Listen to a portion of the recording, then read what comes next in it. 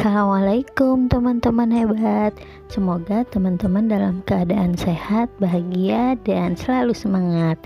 Kali ini materinya tentang letak geografis Indonesia.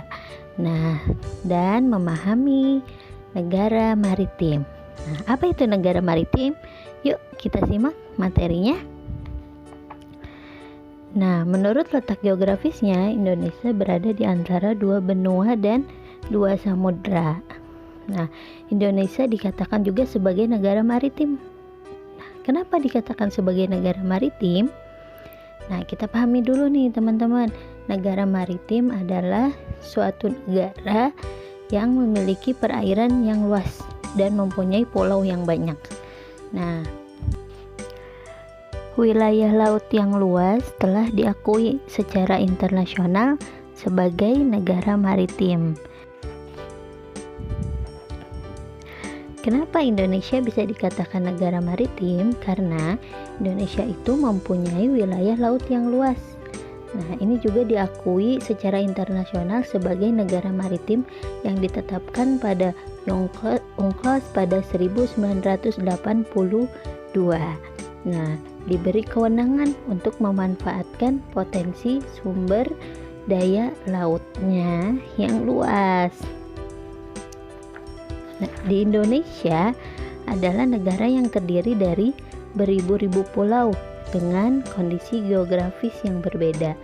Ada dataran rendah, dataran tinggi, pantai, bahkan pegunungan.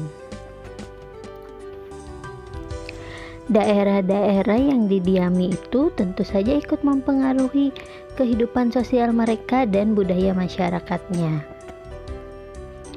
Laut Indonesia yang sangat luas mengandung keanekaragaman sumber daya alam laut yang sangat potensial, baik hayati maupun non-hayati.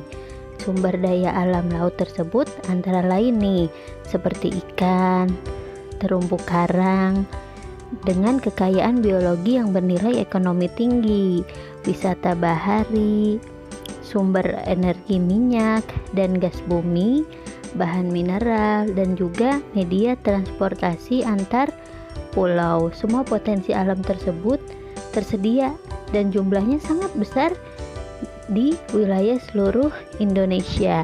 Bahkan kalau teman-teman tahu, Indonesia itu menjadi negara kedua yang mempunyai laut yang luas dan pulau dan ribuan pulau.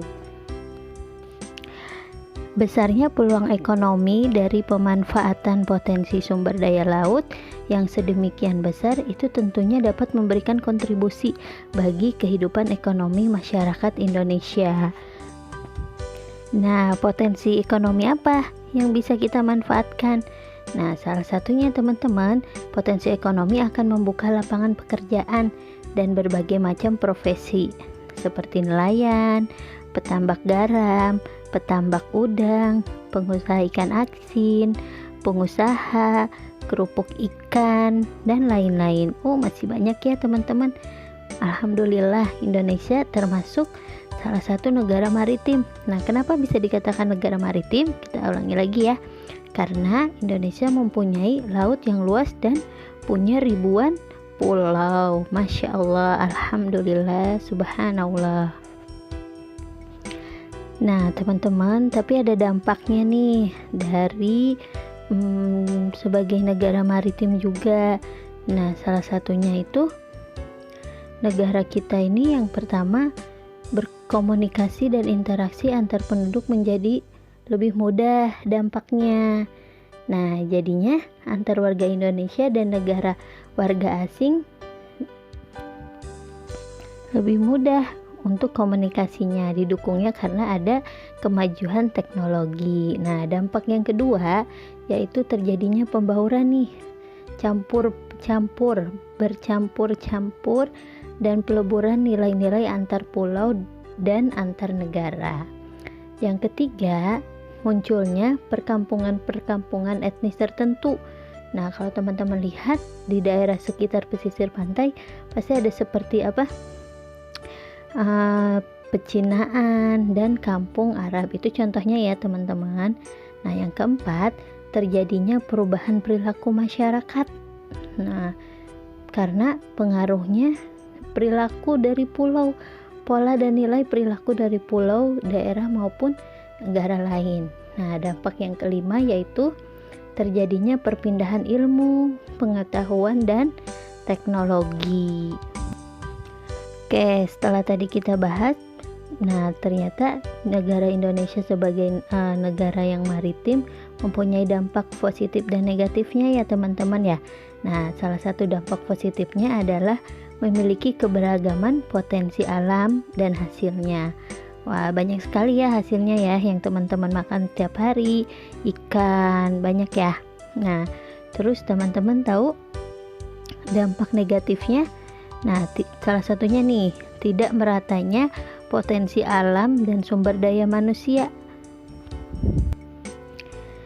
Nah, sebagai siswa-siswi, dampak seperti itu, dampak positif dan negatif tersebut harus kita sikapi dengan bijaksana ya teman-teman ya.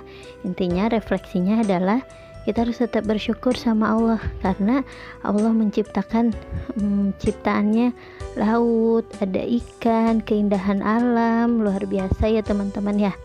Semoga bisa bermanfaat materi hari ini. Teman-teman tambah semangat, tambah bersyukurnya tambah banyak, beribadahnya tambah luar biasa, dan tetap semangat PJJ-nya ya. Itu aja dari Bu Mary.